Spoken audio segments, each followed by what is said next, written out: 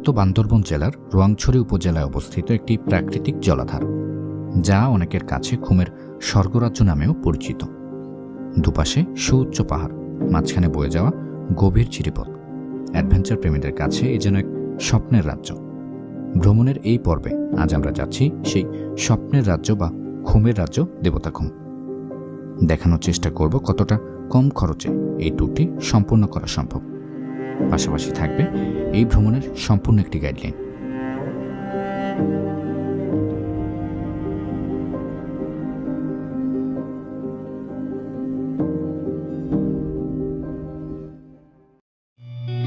আমাদের এবারের দেবতাখুম যাত্রা শুরু হতে যাচ্ছে ঢাকার কল্যাণপুর থেকে।